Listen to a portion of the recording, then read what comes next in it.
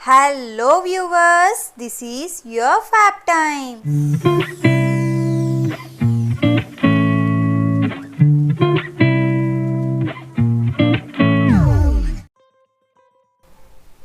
Ice cream cake చేయడానికి ముందుగా ఒక కేక్ మౌల్డ్ తీసుకోవాలి.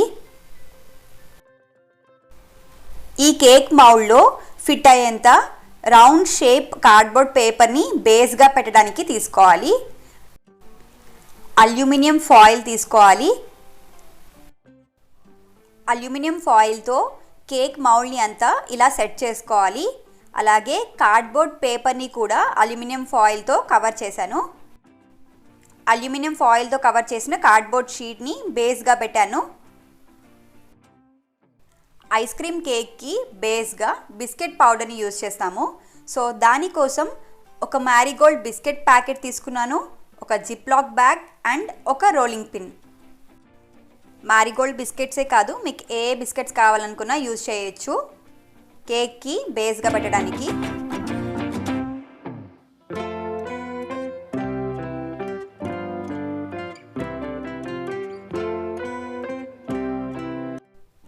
మిక్సీలో అయినా గ్రైండ్ చేసుకోవచ్చు కదా అని అనుకోవచ్చు, కానీ అలా గ్రైండ్ చేస్తే మరీ మెత్తగా అయిపోతుంది పౌడర్.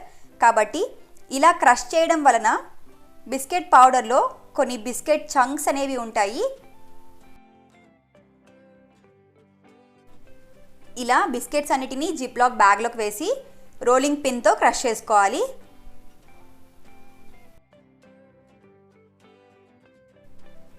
ఇవి కొద్దిగా పౌడర్ అయ్యాక బిస్కెట్ ప్యాకెట్లో మిగిలిన బిస్కెట్స్ని కూడా జిప్లాక్ బ్యాగ్లో పెట్టేసి వాటిని కూడా రోలింగ్ పిన్ యూజ్ చేసి క్రష్ చేసేసాను.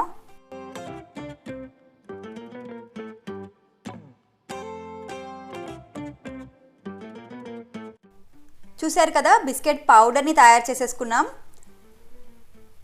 ఇప్పుడు ఈ పౌడర్ని అంతా ఒక బౌల్లోకి తీసేసుకోవాలి. ఐస్ క్రీమ్ కేక్కి బేస్గా ఈ బిస్కెట్ పౌడర్నే యూజ్ చేస్తాము. పౌడర్ మరీ డ్రైగా ఉంటే కేక్ బేస్ సెట్ అవ్వదు కదా, అందుకోసం ఈ బిస్కెట్ పౌడర్లో హాఫ్ కప్పు బటర్ని కొద్ది కొద్దిగా వేసుకుంటూ కలుపుకోవాలి.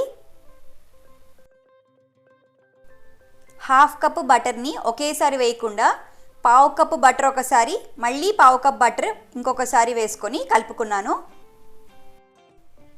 అలా బిస్కెట్ పౌడర్ని కలపడానికి హాఫ్ కప్పు బటర్ని యూజ్ చేశాను.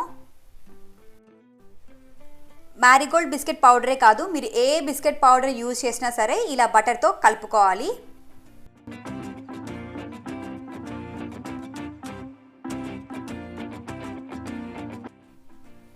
బటర్తో కలిపిన బిస్కెట్ పౌడర్ని కేక్ మౌల్డ్లోకి వేయాలి. ఒక లేయర్ అంతా బిస్కెట్ పౌడర్ వేసేసి ఇలా స్పాచులాతో అదుముతూ బిస్కెట్ పౌడర్ని అంతా సెట్ చేయాలి.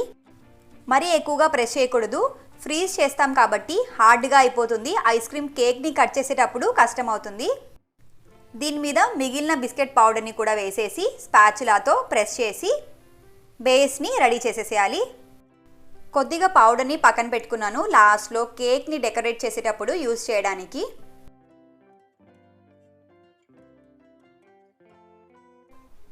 బిస్కెట్ పౌడర్ని అంతా ఇలా బాగా ప్రెస్ చేసి సెట్ చేసుకున్నాక ఈ మౌల్డ్ని 15 నిమిషాల పాటు ఫ్రిడ్జ్లో పెట్టుకోవాలి. 15 నిమిషాల తర్వాత ఫ్రిడ్జ్లో నుండి తీసి ఐస్ క్రీమ్ లేయర్ వేసుకోవాలి. ఫ్రిడ్జ్లో నుంచి తీసాను అని తెలియచేయడానికి ఇలా గీసి చూపించాను మీకు, కూల్గా ఉంది అని. ఏ ఐస్ క్రీమ్ అయినా యూజ్ చేయొచ్చు. ఇది ఇంట్లో చేసిన ఐస్ క్రీమ్ కాదు, స్టోర్ బాట్ ఐస్ క్రీమే. బ్లాక్ కరెంట్ ఐస్ క్రీమ్ని యూజ్ చేశాను నేను. ఈ కేక్ మౌల్డ్ అంతా ఫిల్ అయ్యేదాకా ఐస్ క్రీమ్ని వేసుకోవాలి. ఎప్పుడు రొటీన్గా బేక్ చేసిన కేక్స్ లాగా కాకుండా కొద్దిగా డిఫరెంట్గా ట్రై చేయాలనుకున్నాను కేక్లోనే. అలా నో బేక్ ఐస్ క్రీమ్ కేక్ని ట్రై చేశాను. అమ్మ బర్త్డేకి చేసిన ఐస్ క్రీమ్ కేక్ ఇది. బర్త్డే డెకర్ వీడియోని ఇంకా ఎవరైనా చూడకపోతే ఎండ్ స్క్రీన్లో అండ్ డిస్క్రిప్షన్ బాక్స్లో ఇస్తాను, చూడండి. నీట్గా అంతా ఒకసారి స్ప్రెడ్ చేసి డీప్ ఫ్రిడ్జ్లో పెట్టాలి.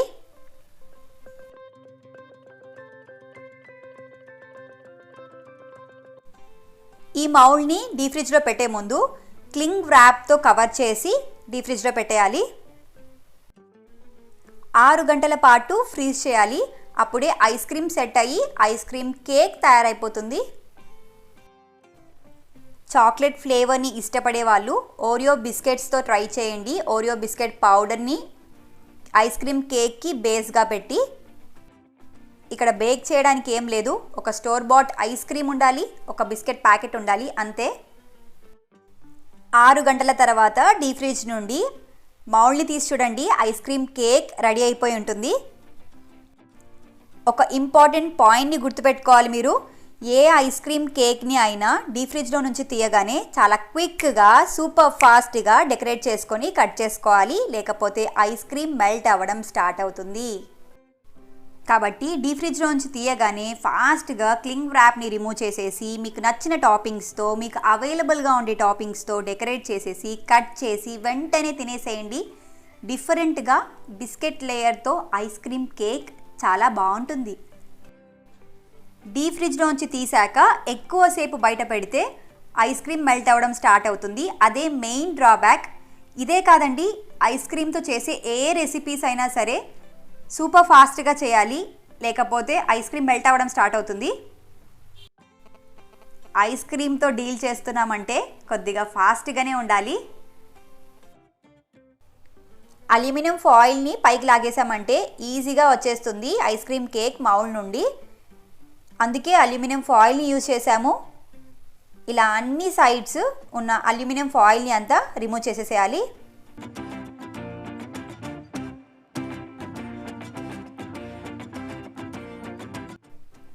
కార్డ్బోర్డ్ పేపర్ యూజ్ చేసాం కదా కేక్కి బేస్గా, అదే మనకి హెల్ప్ అవుతుంది ఐస్ క్రీమ్ కేక్ని హ్యాండిల్ చేయడానికి. చూసారు కదా, కిందంతా బిస్కెట్ లేయర్ అండ్ పైన ఐస్ క్రీమ్.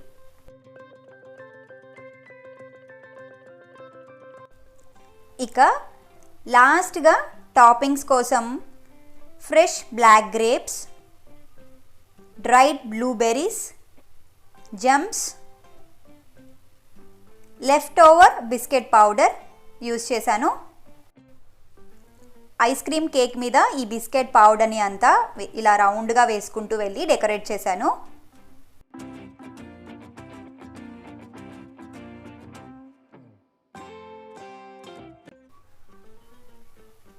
బ్లాక్ గ్రేప్స్ని కూడా యూజ్ చేశాను టాపింగ్స్గా.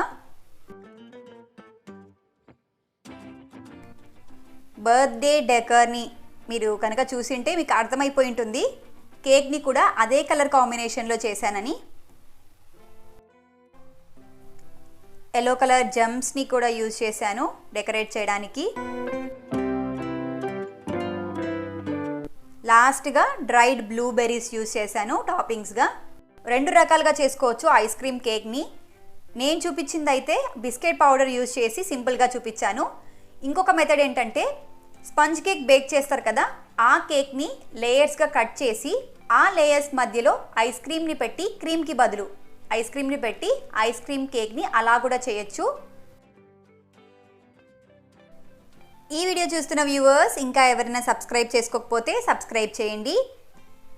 Thanks for sparing your fabulous time. Do like, share and subscribe. Signing off, your Fab Time.